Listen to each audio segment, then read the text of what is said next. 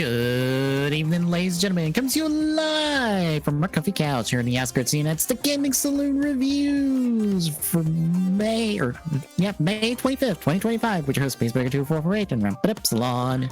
Did you think you were supposed to say March instead? No, I thought I was supposed to say June. Oh. No, I was a month ahead. If it was a month ahead, then we would have probably had a different pre-show or something. Probably. Yeah, did you... I don't know, you'd be doing a Mario Kart Switch 2 thing, and I'd just be sitting here being on commentary. That, or, you know, with some of the game share stuff that can go on now. Mm-hmm. There ain't no telling what they done. Yeah. But yeah, we're looking at the Fuuto PI movie that is basically the adaptation of the Skull chapters of the manga. I forget the exact chapters. I don't know if I went over the exact chapters for this when we started our run through of Fuuto PI. I don't think you did. I think it's been mentioned throughout, but yeah, I don't think you ever did specifics or anything. So this movie is covering the chapters 47 through 55 of the manga, which is basically just an extended flashback. Here's what happens on Begins Night, plus a tiny bit of core, surprisingly less than I was expecting. So core is still something you have to go watch, at least the Skull portion of, to get the full Skull story.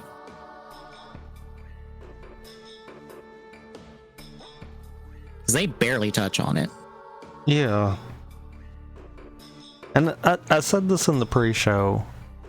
I can honestly say this is kind of one of those moments where you can tell that it's retreading stuff, but it's also doing it in a way where it actually adds to the narrative of everything. We get surprisingly a lot about Shotaro. Like, more than we ever knew about him. Which is kind of funny that it took this to do that. Yeah, we find out about his parents and like a relative of his, because we hear nothing about Shotaro's life in Double. Like zero zilch, nothing about Shotaro we find out about in show. Like Fuuto PI is the first time we've ever gotten background on Shotaro, ever.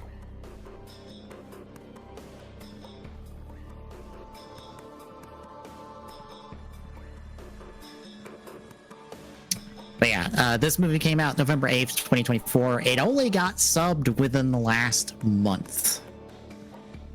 Unofficially, with fan subs. This has not been subbed officially in any capacity because... screw you, I guess.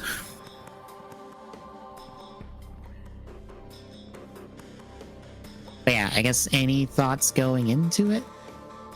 No. Alright then, kick off. We're back at the pier where we started the show. I guess for narrative purposes, we're back here so Shotaro can tell Tokime about Narumi. Well, it was also mentioned in the last episode. Yeah. So it's kind of that bridge of, yes, this literally happened after that episode. Mm-hmm. And Shotaro has brought like 2 grocery bags full of snacks and I guess non-alcohol for her and alcohol for him. Because we only ever see him drink 1 beer on screen, but he is out by the end of this movie. And I have to think does Shotaro have like no alcohol tolerance? You know, that would actually be the funny thing. Just 1 beer and he's done. And it would be funny on so many levels. Because it would totally play into the half-boiled. Mm-hmm.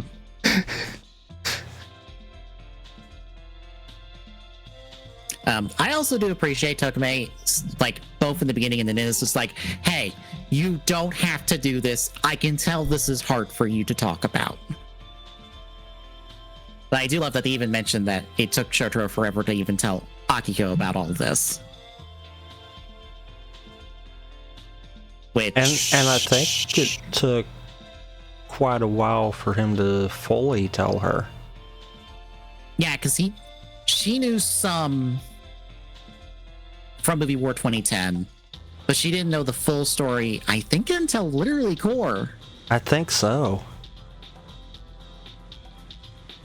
Or at least the full story we know. Because there's technically a lot we don't know about Narumi between basically him first becoming a writer and his literally last time he became a writer. There's this whole gap of literal years that he's presumably fighting dopons and solving cases, some of which with Shotaro as assistants that we just don't know about. And even time before then, because we also don't know how the fuck him and Shroud know each other besides they're old friends. And you know, that's something too. You saying about that, everything related to Double up till this point, we knew that he had experience as Skull. We just didn't know how much. For all we knew, he could have literally been handed it a few months before the earliest thing we knew about, and was like, oh, okay. Yeah.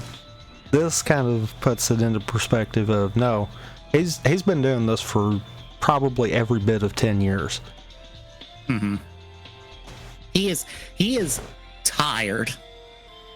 Even by the start of this movie. Especially because there's like, I guess like a secondary effect of him becoming Skull, but I'm like, that was never a thing brought up in any of the material till now. But I guess that makes sense. But that also has to make me wonder is that a side effect from the Skull memory and it being presumably one of the earliest memories used? Or is it a case of anyone that uses a driver feels the effects of whatever memories they're using?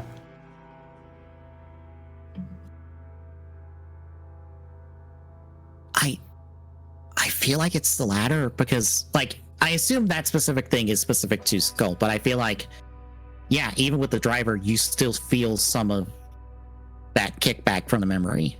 Well, the reason I say that it could be something completely related to Skull is we have to assume that Skull was probably one of the first, if not the first, memory.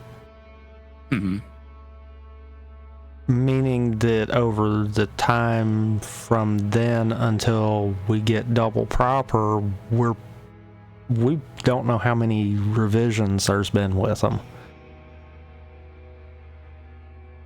It could be a point that at the point we see Double coming into existence, maybe those effects are so minimized that it's non-existent. Mm-hmm. But I also like the idea of it's a side effect with Skull because you can't kill a skeleton. Yeah. But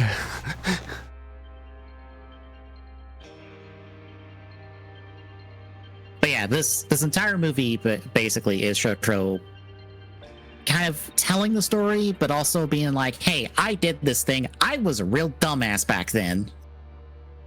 So it's a lot of reflection from Shotaro in this, of just like,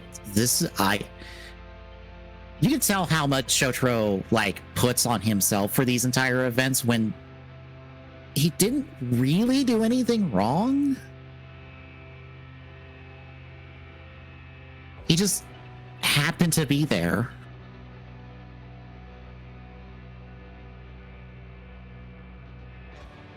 And to be honest, if he wasn't there, things probably would have went way worse.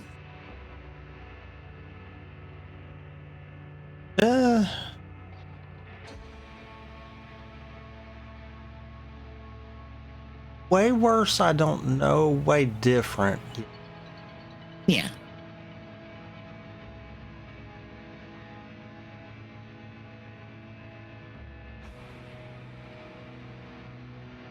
Because regardless, I feel like it's safe to say Narumi would have died regardless.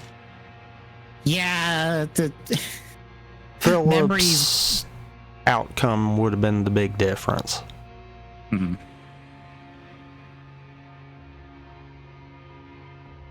I was gonna bring something up. I'm like, no, save that to when it actually happens in the movie, because it's like, wait, that doesn't technically work, but we'll get to it.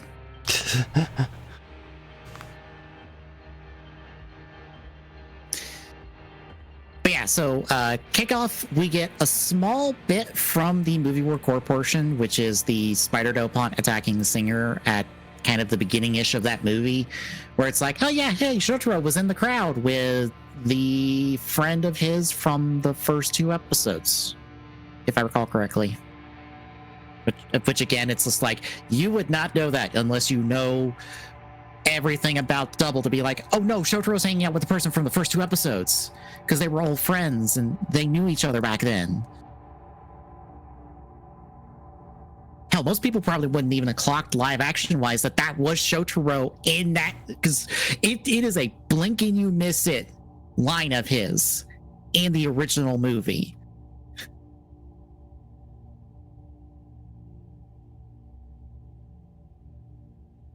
But yeah, we see Narumi intervene, not Eskel, just as him, just like in the movie.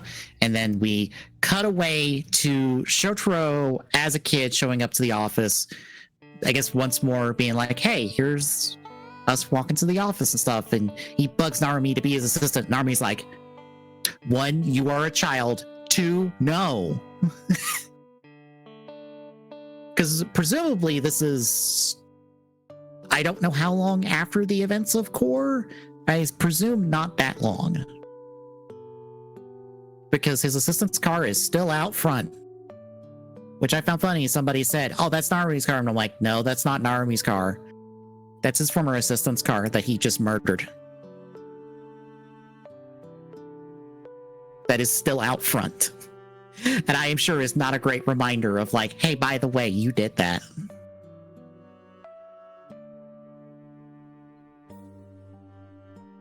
But he pegs and pesters Naruto enough to at least get in the front door and get a coffee. They talk for a bit. We find out that Shotaro's parents have been dead. They died in an accident per protagonist rules. And he's been living with his aunt this entire time. That's part of why he loves Fuuto, because it's been there for him through all these rough times in his life. And then he inadvertently brings up the events of Core, and that gets him kind of like scared off by Narumi, because Narumi's not in the best place right now. That night, Shotaro's out getting coffee beans from accidentally the same place Narumi gets his. It ends up caught up in a antlion dopant attack, attacking a couple. Shotaro manages to save the girl of the couple. Can't save the guy. And almost gets murked himself, but Narumi shows up. Save Shotaro. He passes out, so Narumi goes skull. And this is when we find out that Narumi's technically dead when he's transformed, kind of. Yep, temporarily dead is how he puts it. He's basically in a I'm not alive, but I'm not dead state, so that things like the antlion, draining you of life can't work on him. I also kind of like that they replicated the transition from crystal to skull by the S carving into the skull with this transformation. It didn't have to do that, but I thought that was a neat touch. Because I don't think that did it. It did it in 2010. I don't remember it doing it in 2010. It's been a while. I honestly don't know. Mm-hmm.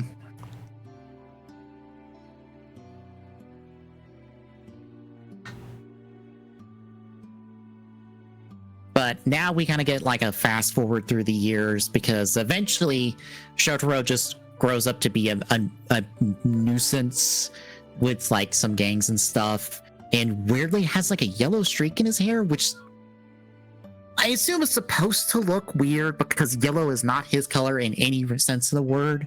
At all. No.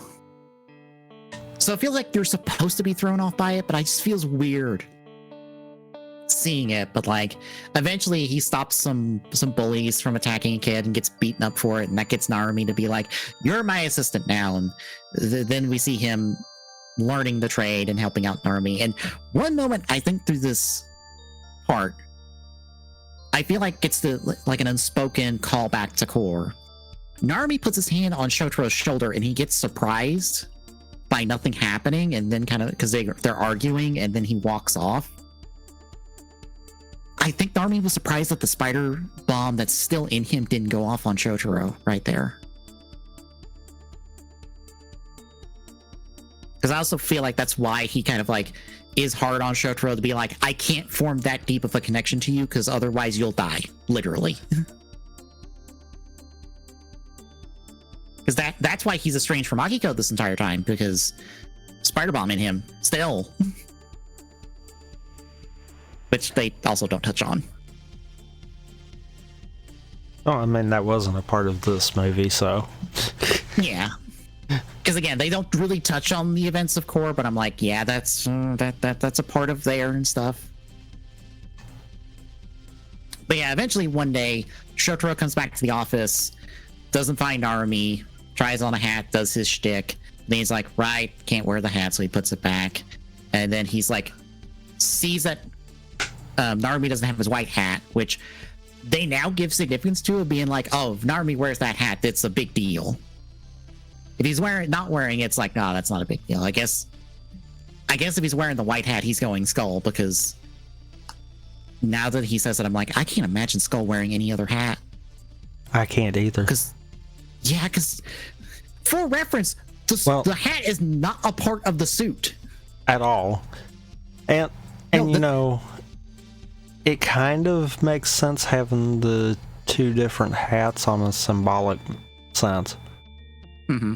Because as he says later in the movie, but we already kind of get it, he keeps his writer work and his detective work separate. Mm-hmm. It's like, I am not a detective and a writer. I am a detective or a writer. I am not both. Which is kind of something that Shotaro does different. Yeah. Him and Philip are both a writer and a detective. And they are two halves of both of those. But yeah, like, for those that didn't know, the hat is Narumi's that he takes off when he transforms and puts back on after he transforms, and it stays outside the suit. Which is like, I feel like the only time that has ever happened in this franchise, which is kind of cool. Which is also another reason why the comment I made at the beginning, I kind of wonder if it's because of Skull being one of the first memories, or if it's something different kind of deal. Mm-hmm. Because that is the only one that does that. Yeah. But Shotaro does find a case that is fingerprint locked to not him. And Shroud, which I had to look up when she called Narumi, because it read Fumina, and I'm like, wait a minute, is that Shroud? Because I did not remember her real name. But it sounded like her, and I was like, is that Shroud? Oh shit, oh fuck, it is Shroud. Hi, you. But she calls the office and tells Shotaro, hey, you should take that case to Narumi, he's gonna need it tonight. Bye!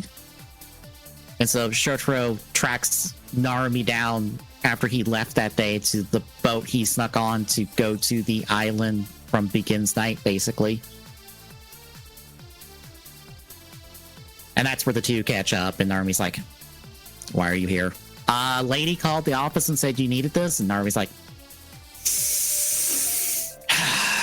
fine. You can tag along. Don't do anything stupid.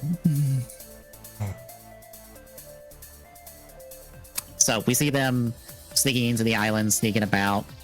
They eventually, I don't know how they get found out in this movie though, because they seem to have found out that somebody has snuck on, so they are trying to find them, but they don't specifically know who. And then we also see that the Fang memory was helping them and cut the power to at least some places. Which makes sense. Yeah. But then again, at the same time, I'm sitting here, I'm like, this makes sense, except for we didn't learn anything about Fang for a while. I don't remember if it's a director's cut of 2010 or if it was in 2010 itself, but there is an extended part of the flashback where we see Fang Joker debut. In exactly the same manner we see it in this movie, just without the ocean dope pond fight. But I don't remember if that's a director's cut of 2010 or if it was in 2010. That has to be a director's cut, because I don't remember when we covered it being in it. Yeah, because I distinctly remember, like, no, that is in some version of 2010. I know it is. But yeah, it's just one of those. It's like, oh yeah, Fang's here, and I'm like, that makes sense, assuming you saw this one scene to establish that Fang was actually there to start with. Well, knowing what the Fang memory is, it makes sense. Yeah. It's one of those, it's a weird, almost want to call it a retcon that really isn't a retcon kind of deal. Yeah. Because, I mean, on top of that, too, yes, if Fang is there, it makes sense that at some point during their escape, they're going to go Fang Joker. That makes sense. So I don't have a problem with that part of it either. I'm just like, that's that weird, feels like it might have been a retcon, but it doesn't matter by the end of it either, so it's fine.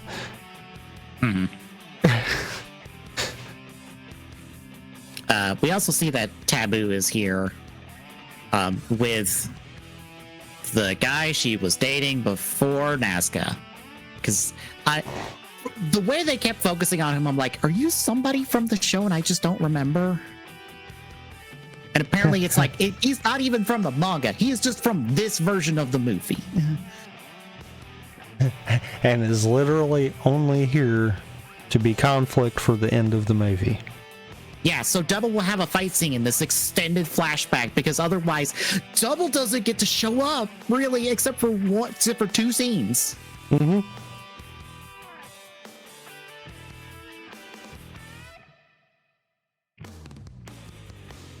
But yeah, after the Fang helping them with the Blackout stuff, Taboo and some masquerades ends up kind of cornering them.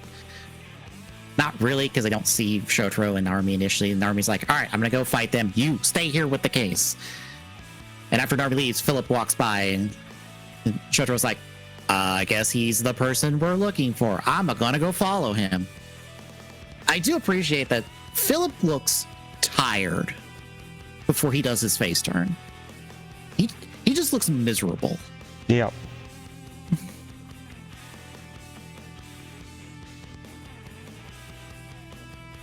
But then we see Narumi fight the masquerades and fight Taboo a la Movie War 2010, except after him and Taboo trade a couple big blows, Taboo's out for the rest of this movie because she got exhausted, and then Narumi's out as Skull because the Lost Driver got destroyed.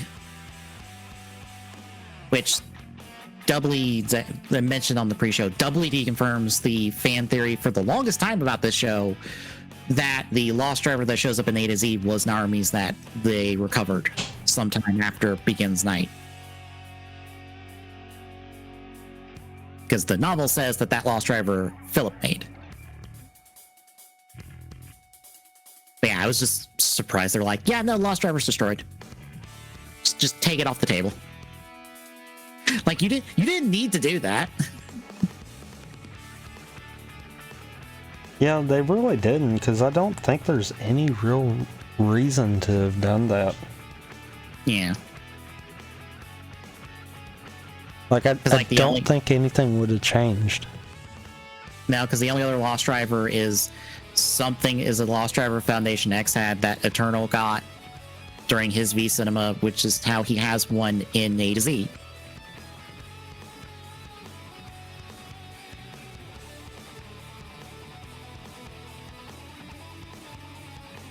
But yeah, Shotaro and Philip end up talking, arguing as they are ought to do, and Shotaro ends up shoving Philip into the teleporter to the crystal thing that I guess Philip is not trapped in there, which I thought was always the case, but I guess was not.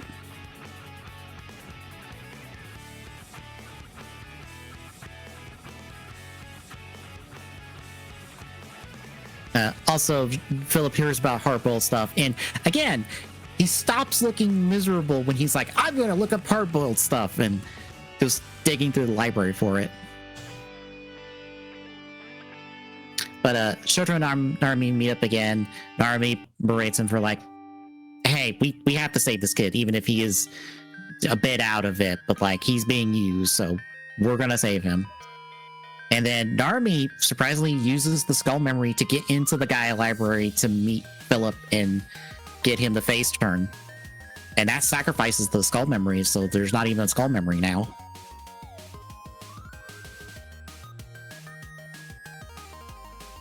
Which is not like 2010. I think they just showed him touching the crystal and he got in.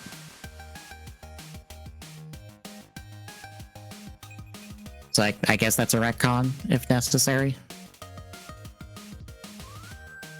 Yeah, but I think it makes more sense that way. Yeah. But yeah, Narumi talks to Philip, gives him the name Philip based off... I'm trying to remember. It's the same reference, and they show the book, but I don't know if they're as explicit on the reference this time, because I feel like they're explicit on the reference in 2010. But this gets Philip out. He passes Philip to Shotaro. Shotaro takes the case, and Narumi even hesitates because he's like, I know what's in this case. I know basically Shroud's going to want me to work with Philip and basically use him as a tool to take out Museum. That hesitation apparently gets him shot, because this is when he gets shot from behind. He bleeds out. He passes the hat in the case of dealing with Museum to Shotaro. And then they get shot at and are attacked by Taboo. Narumi's body falls into the pit to never be seen again. And then they become double for the first time. We get the episode 1 fight scene and the fight scene from episode 1 of this show as well. But then we get the extended part where they fall down, they untransform, Fang shows up, and Philip's like, okay, we're gonna need Fang Joker to get out of here, and he goes Fang Joker. But as they're trying to escape, they run into this rando guy that Taboo was dating, and we find out that he's Ocean. Which I give them credit for deciding to use one of the T2 memories that we have no other use for.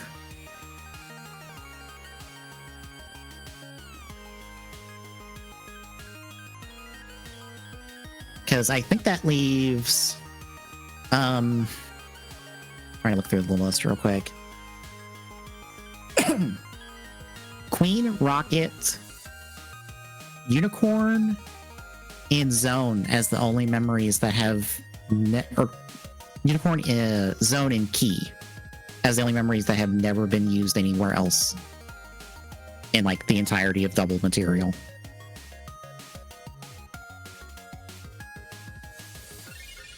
Because you've got Axel, Cyclone, Joker, Heat Metal, Luna Trigger, Fang, and Extreme. The Bird one, which is the multi-user one.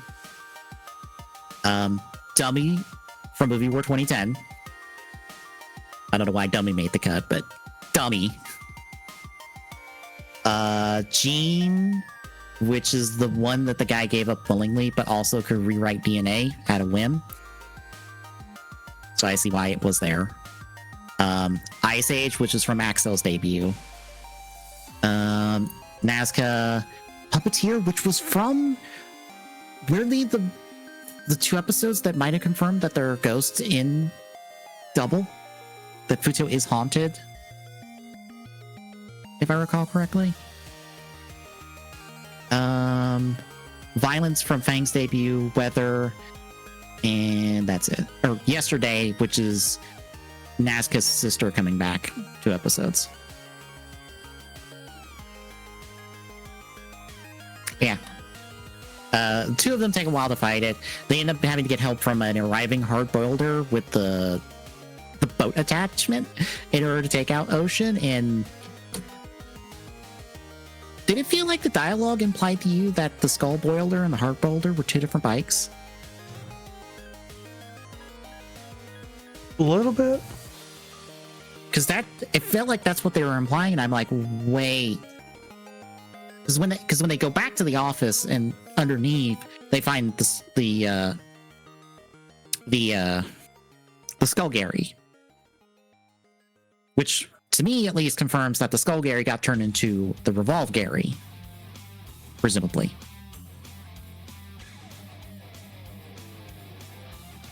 But the way Shotaro's like, that looks like, Narumi's bike, I'm like, so the Skull Boulder is a different bike from the Heart Boulder?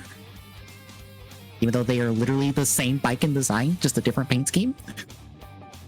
Because the Skull Boulder does have the same double crest on it. So not even that part's different. One of those I could see. Yeah. But yeah, they take out Ocean, leave. Taboo's not that broken up by Ocean because she's like, well, he was useless. Bye. And out of it, Shotaro basically blames himself for Narumi's death and crashes out between remembering everything and the alcohol. And this is when Philip drops by to be like, well, I knew this was going to happen, so I'll take it up from here. And basically tells Tokimei, it's like, look, Joker has the extremes of good luck and bad luck, and it swings between them. Just because you've probably done some bad things in the past because of dopant memory stuff doesn't mean you can't do good. That's what it means to have the Joker memory associated with you. So you can basically make your own fate.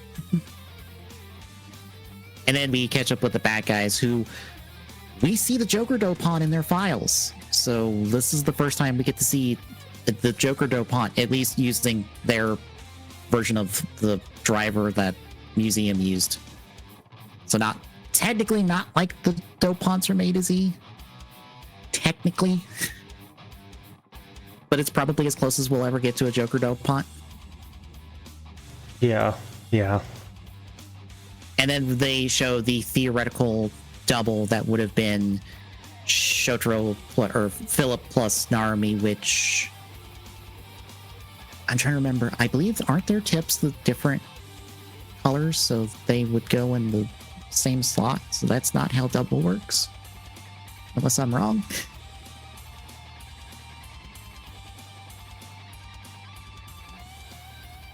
You're probably not wrong about that. Like, let me double check and make sure. Yeah, I can see it here. All of Shotaro's memories are tipped gold. All of Philip's memories are tipped silver. Skull is tipped silver. Which that actually, we wouldn't have had to have looked that up anyhow. That would have made sense, it being tipped silver. The way that his driver's set up, he would always be sticking it in the cyclone part. Yeah.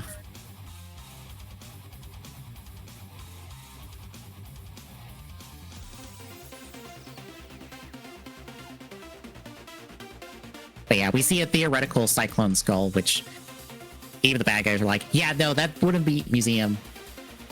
And I'm like, hey, look, people pointing out that when Philip is not paired with Shotaro, it is a bad end for them. If Philip was paired with Terrori for Extreme, bad things happen. if Philip was paired with Narumi to start the show, bad things would have happened.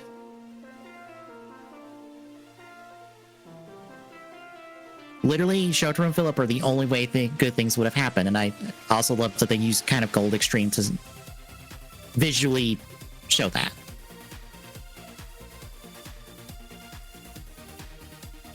But yeah, we properly in the movie with Shotaro getting some coffee beans, acting a little bit like Narumi. And that is the movie.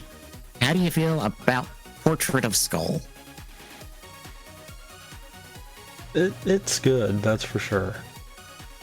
It's hard to find a retelling movie kind of deal. Yeah.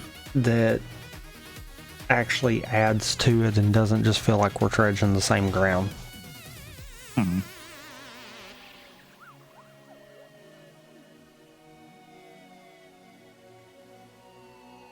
Yeah, because this, even if we are covering Begins Night again, we at least get like Narumi's end of things for the most part, and a really good look at Shotaro pre-series.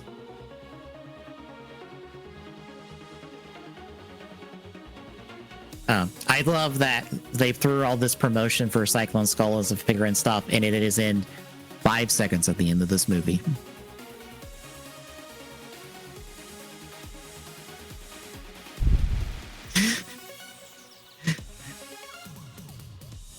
All this push and promotion for a form that not only doesn't exist, doesn't do anything except stand there and say the catchphrase.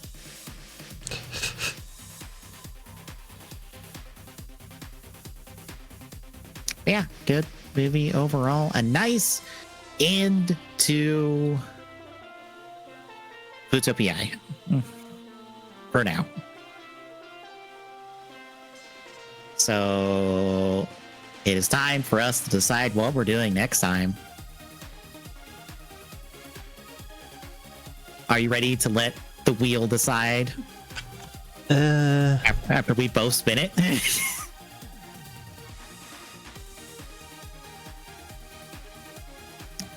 Because the next week or two, basically in terms of TGSRs, we're gonna take a look at a video game adaptation of some sort. And there's a mix of good and bad things here, and we are both gonna spin the wheel and we're gonna choose whichever of the better two we get. I'm gonna need a link to the wheel. Oh, it is on the project site, but I can give you the link. That is a link and a half. Yeah, it kind of puts all the choices in the link. So that's why it's a mile long.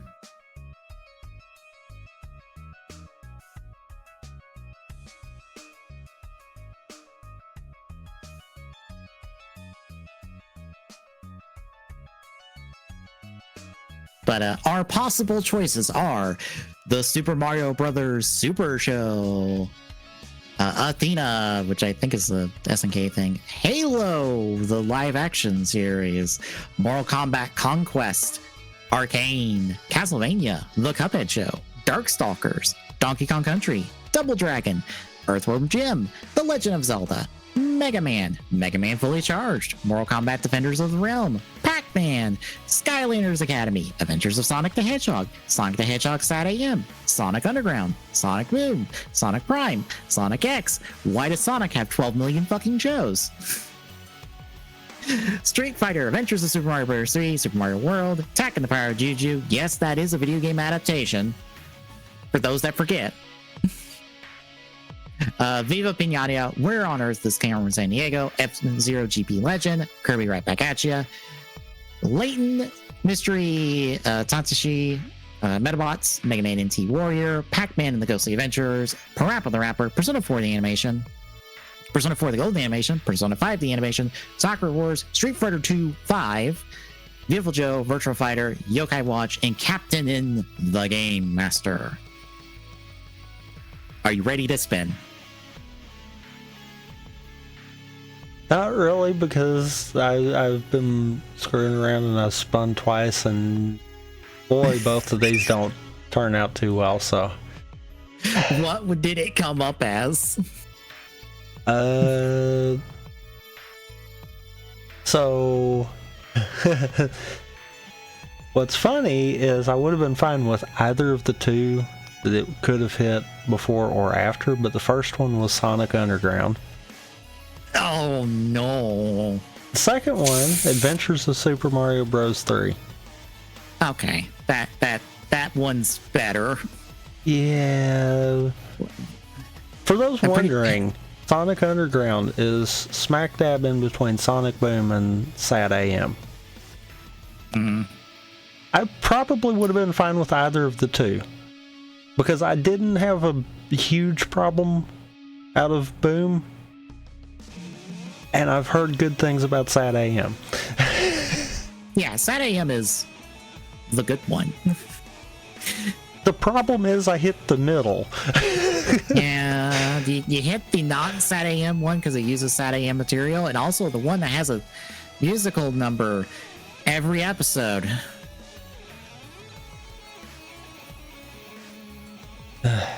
Oh boy.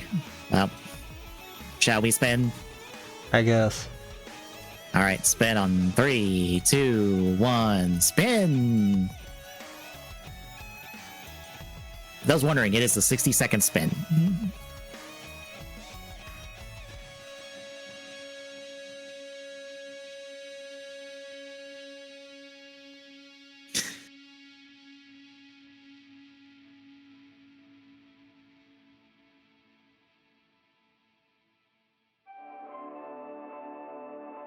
Oh no.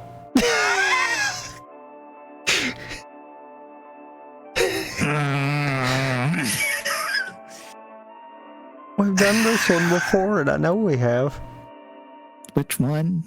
Super Mario Brothers Super Show. Maybe it would be Super Season 1. It was like way far back, but I seem to recall we did that. Mm-hmm. Well, my choice is Persona 5 the animation. It's not good. I can tell you that. As someone who watched all of it. So our choice is Mario Brothers cartoon with live action bits or Bad Persona. Which one do you want to do?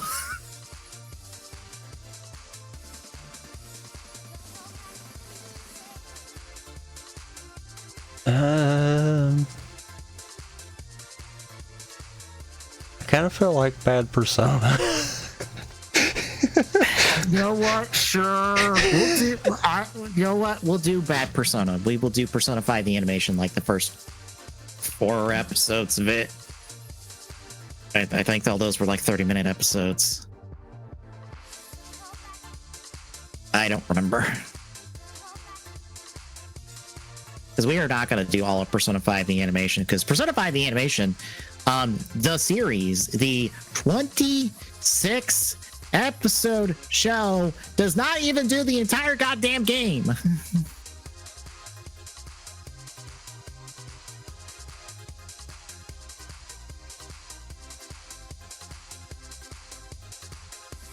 Like, it basically gets to like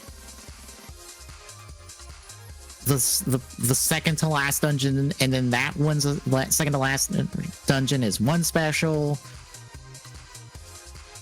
I think the last dungeon is a second special. No, never mind. It's not like that. We're only doing like the first 4 episodes of this. And by the first 4 episodes, I mean the proper first 4 episodes, because we're not counting episode 0, because episode 0 was done by a completely different animation studio. So yeah, in 2 weeks we will do Persona 5 the animation, and either re-roll or Tommy will have decided what we're doing. Out of our choices. But I guess anything else? No. All right, then. Between now and then, Thursday I'm doing more CAD. Friday it is Cubage. Cubivore. I forgot. Cubivore, right?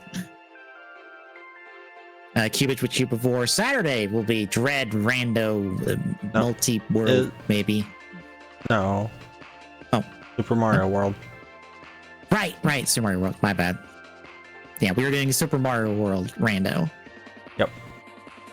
And then next Sunday will be TGS. Or specifically, our last TGS before the Switch 2 launches. So.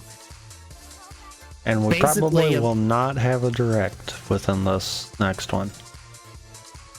From what I have seen, rumors rise, we are supposed to get a direct after the Switch 2 launches, but not long after. I will laugh if they end up doing one the day of the launch.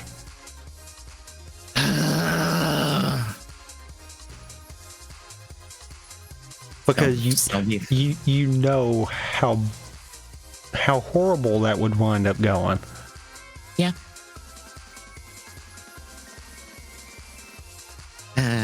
But if there is a direct at some point, I will do a live reaction if I am able to. Because that's just as how our live reactions go. Especially because, like, also all of the summer gaming event stuff is going to happen in like the next few weeks or so. So I might be doing live streams for those in the next couple weeks. I don't know. Because I don't know what's happening besides like Jeff Keighley's show, and I'm not doing a live stream of Jeff Keighley's show. I don't give a fuck.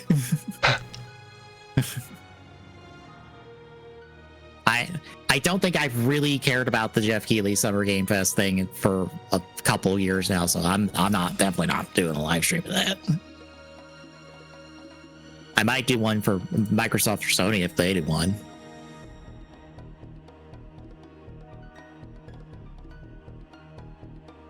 But yeah, that is the week ahead, folks. So if you like what you see and drop a follow, really appreciate it. Exclamation point YouTube in chat gets you the YouTube archive where this and all of our other streams are at. Eventually, exclamation point social in chat gives you the social handle or handles for all of our social media. Exclamation point Discord in chat gives us a link. Drop by, say hi. We'll see you Thursday, folks.